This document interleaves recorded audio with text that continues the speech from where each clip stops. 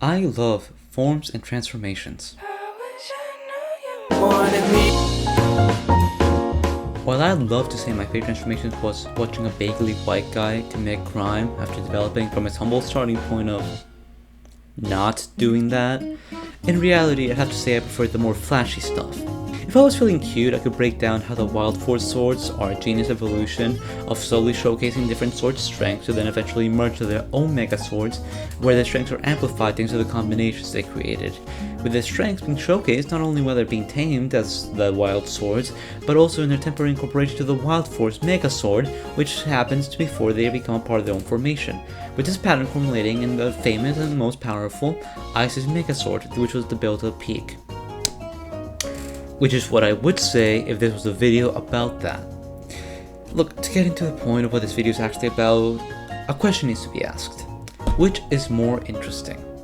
A power one can access freely at any time, or a power one has to work for? In fighting games, there's a concept called installs, which essentially are a way to act as a more powerful state at the cost of a resource. This could be a universal mechanic with things such as sparking and X Factor, these being one-time resources which you use to get an overall boost to your stats, with the boost getting more substantial the more dire situation you're in is. Or it could be something more character exclusive. For example, think Phoenix Wright's Turnabout mode or Yoon's Jenny Kian.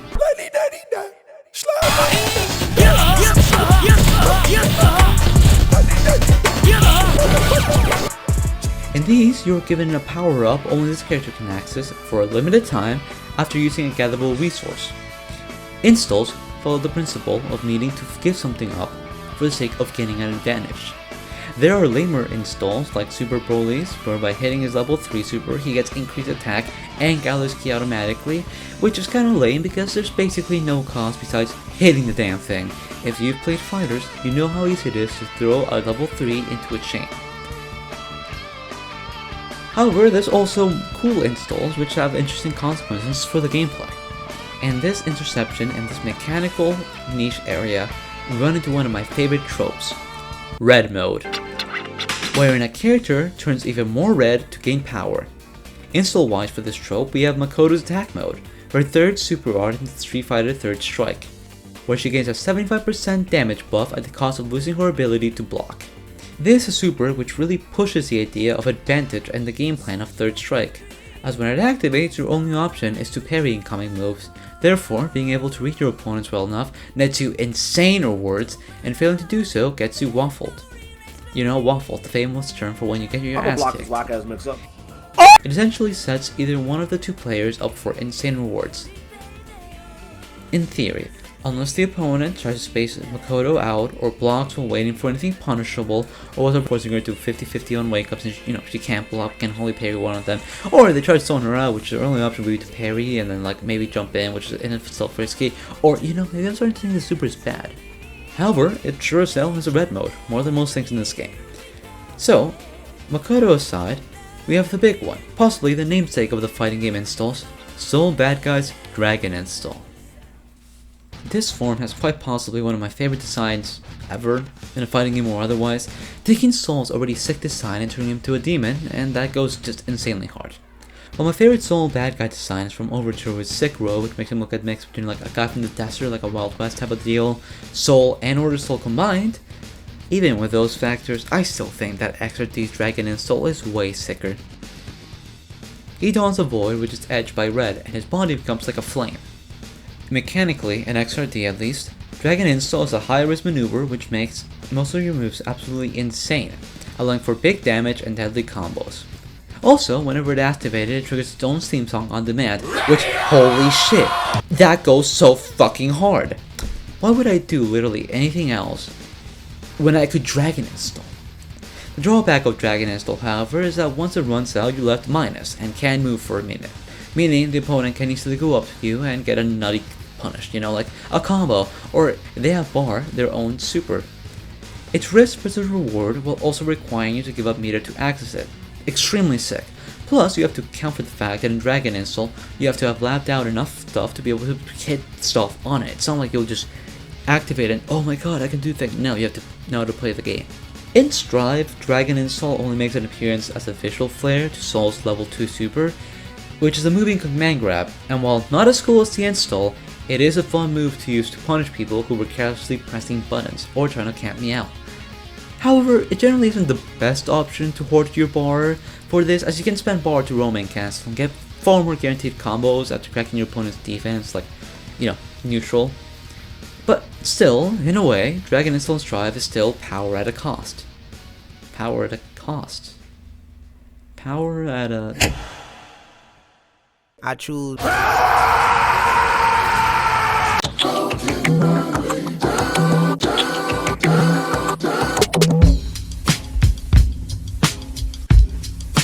It must be because in his wisdom he sees something that I don't see.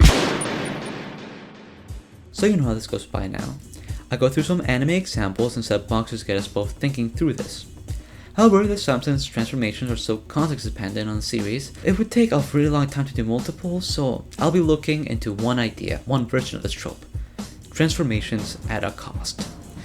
And to delve into this, I want to discuss my favorite 2 transformations in anime, how they're kind of the same one when you think about them. The red transformations which sacrifice the body for more power. Kaioken and Gear 2. They're both the next major steps in power for both shonen protagonists. They both focus down on the flow of energy to be able to enable the forms. They're both temporary, they both harm their users, and they're both red. Also, they're both peak. But why? Well, I believe it is because the stories position Goku and Luffy to both be underdogs while they're utilizing these forms during their runs. Luffy, during his pre-time skip run, specifically his pre-Water 7 run, was like a horse dropped into a basketball field and then was given a shotgun. What the fuck's LeBron James supposed to do against that? Basically, he was comically strong. However, starting with a counter at the end of Long Range Slong Island, Luffy is made to realize how high the ceiling sits above him. For the first time in his adventure, it teaching him his complete hopelessness, his inability to do something. This is then built upon during Water 7, where he gets fully demolished and is unable to help Robin because of the gap in strength between him and Lucci. This was the groundwork for Luffy going into Eni's lobby, the thing that was laid out previously. This mixed with his history of creative solutions for combat, which came up during the midpoint of each main villain's encounter, which happened sometime before the big ending punch. However, as opposed to past low-gear foes with whom the problem was Luffy's inability to strike them, Lucci was better at taking hits and dishing them Luffy. So what could Luffy create? If the issue isn't his ability to hit, it's his strength, what could he possibly make? Gear 2. He combined the stepping he saw CP9 do and also put his body in the extreme train to pump its blood faster, achieving the steaming Gear 2 and reaching CP9's level. Luffy during Water 7 was punching up for once, and Gear 2 was his temporary and extremely harmful way to even the playing field. This prestige, however, is not lost moving forward, as he's pushed again to use it in Thriller Bark as a finisher. And you know that sword scene, the one where nothing happens? Yeah, that's probably just him feeling the effects of Gear 2, which kind of just shows how much of a dog Luffy is. In the arc, the form is saved till the very end, and after using it, Luffy's just fully out of commission, which makes perfect sense, as Gear 2 is a way to push the body beyond the limit for a moment. Sabaody happens, and Luffy uses the max in an attempt to protect his crew from Kuma. And to emphasize his desperation and how out of his depth Luffy is, he's essentially forced to spam Gear 2 throughout Impel Down and Marineford. I mean, he was facing off against the greatest in the world, and his body was thoroughly punished for attempting that. More than anything, it's interesting to me how the ability, which he specifically designed to be able to bring the maximum out of himself to save those Luffy cared about, had failed. Completely and utterly, twice. And there was nothing he could do about it. Even at his peak, Luffy was made to face the magnitude of the world. On the other side of the coin, Goku. Goku similarly was comically strong throughout Dragon Ball, but with him, one of the earliest lessons he learned was that there was always someone stronger out there. And see, when Raditz pulls up, Goku and Piccolo have to rely on them being the better fighters to deal with the overpowered threat that stood before them. This idea has been carried into his training, where even after he learns 2 new techniques, there is still an underlying uncertainty as to if he'll be able to win. He arrives and he's an equal match to Nappa, but then he has to fight Vegeta, which is around 4 times Goku's strength. Had Goku just been a brawler and not a martial artist, it would have been finished. 5-0, no one back, it's over, the planet's gone. Hell, everyone's dead. However, Goku focused his training on learning to control his ki. In the spirit of martial arts, he wasn't simply seeking to be stronger, but to use this alternative route to reach strength. By making his ki flow in a specific manner, Goku could multiply his strength. The catch being that the higher he multiplied it, the more careful he'd need to be, or otherwise it would wreck his body. So, he used 2 to deal with Nappa, he used 3 to be able to damage Vegeta substantially, and had to use 4 to protect his planet against Vegeta's concentrated force. This actually was the mirroring Raditz situation, an overwhelming power towering over Goku. Except this time, the Saiyan aggressor does have proper techniques, and is able to bring out their full power. However, as opposed to with Raditz, Goku now has a way to protect the things he cares about. Goku can now sacrifice to break even. Goku is forced to push Kaioken to ×4, which leaves him unable to fight at all. I always imagine this part being like how after a workout where you broke your record, you just can't use your muscle anymore. A complete exhaustion, except in this situation, probably magnitudes more painful.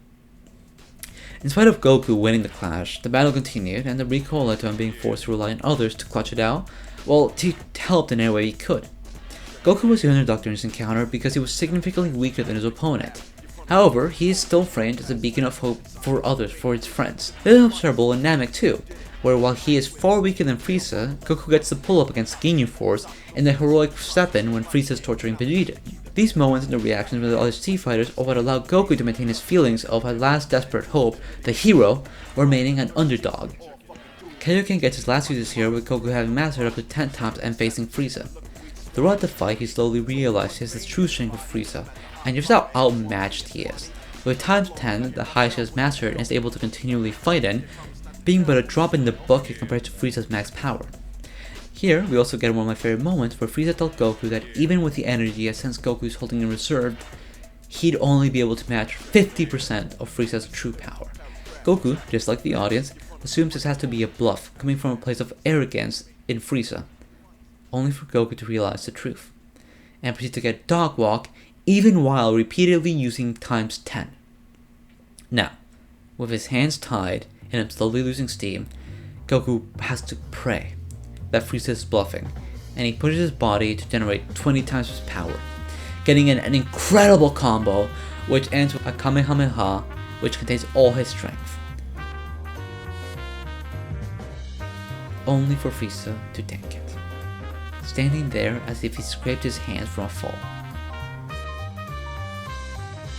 Goku at this point, having trained more, is at least able to stay on his feet, but that means nothing when faced with the abominable obstacle behind him.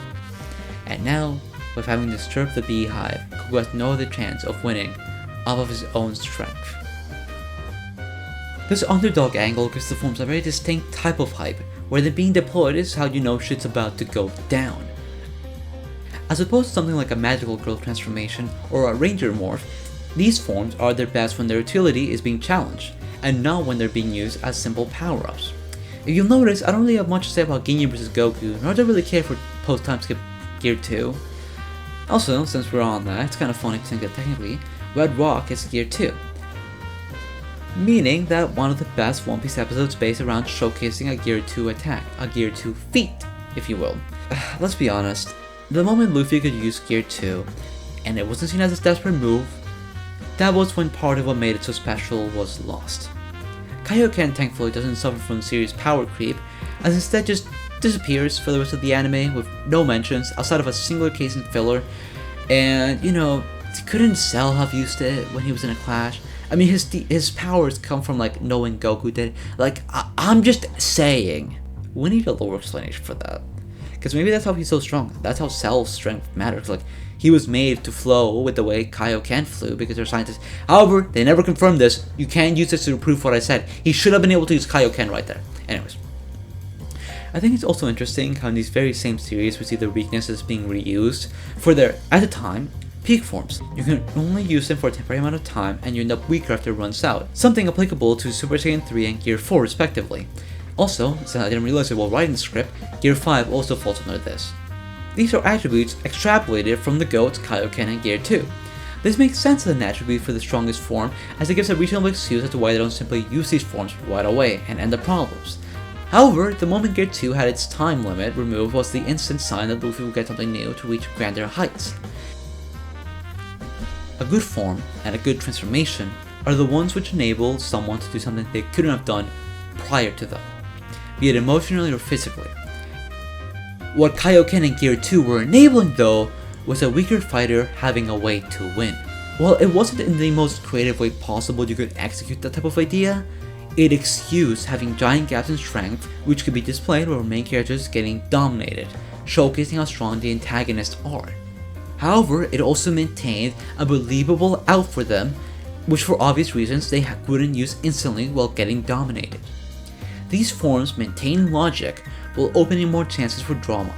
And while they might not have had a series arcing run, I believe what we did see of them was hype moments, incredible fights, and it cemented these two as my favorite forms in anime.